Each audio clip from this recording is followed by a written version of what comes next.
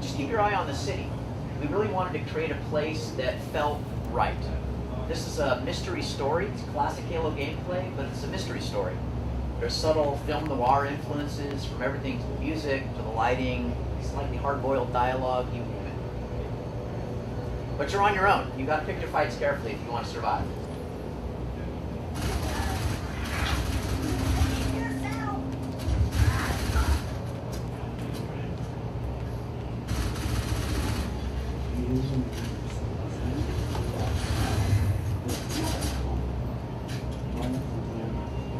I'll push a little bit deeper here. Again, using the visor when you need to. There's no limit on it, no battery. Turn it on and off, however you want.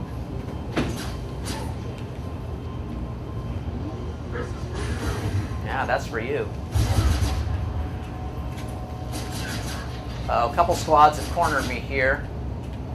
Hopefully this one's pulling back a little bit.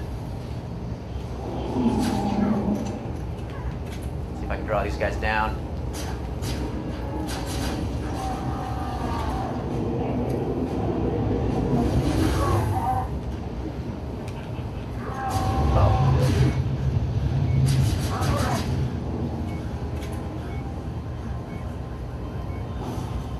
Now before I mentioned that I was alone in the city, but that's not strictly true. There's someone else that's with you. He's been watching you ever since you dropped. And he's a friend.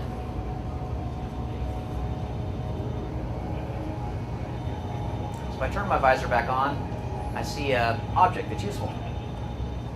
A phone, so I'll pick it up. This is the superintendent. The super. Now, the superintendent is an artificial intelligence, an AI that runs a lot of the city's systems. The medical kiosks, the power. He drives the garbage trucks because they're totally automated 500 years in the future. But he's your friend. He wants to help. And the first thing he's given you is a map of the city. Another brand new feature in ODST. Now, as I zoom out, you can pretty quickly see that this is the largest Halo environment we've ever created. A big, wide-open city, full of non-linear combat. Covenant patrols, snipers on the rooftops, you name it. Paul's cooked up a whole bunch of nasty surprises for you. But you're free to go pretty much wherever you want. We don't put a lot of barriers in front of the player in the nighttime city. That being said, it's really easy to get lost. I mean, this place is so big, you could easily get turned around. So the superintendent nicely has pointed out up on the upper left some places where he thinks we might want to go. Tiari Plaza, Uplift Reserve, and the Office of Naval Intelligence, the ONI Alpha Site. Now this blue circle is what we call a beacon. It's basically just an area of interest where the superintendent thinks there might be something important for you to look at. But that beacon is a good distance away from our current location. It'd be easy to get lost along the way, so you are also able to put down waypoints. Now I mentioned the campaign has full support for co-op. Up to 4 people can play it together. So you could have 4 ODSTs charging around the nighttime city. Everybody's able to place their own waypoints, and you can cycle back and forth between your buddies' waypoints. That's a great way to set up ambushes, point out secrets that you found, that sort of thing. So we're going to the Alpha Site. We've got a waypoint set. I'll shut the map down. And you can see now up in the compass, the beacon, the ONI Alpha Site, is indicated by the blue diamond, and our waypoint, the 2 green triangles. And it has a distance to target information that changes as we move. They're going to reorient, so you always know which direction to go. And in case you get even more lost, well, the superintendent's smart. He's watching, he knows where you want to go, so he's going to help you out too. Sometimes in not so subtle ways. But signs are just the beginning of the ways that he can help you in the city.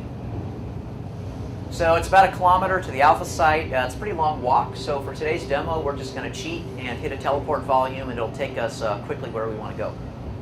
All right, now we're about 15 meters from the ONI Alpha Site.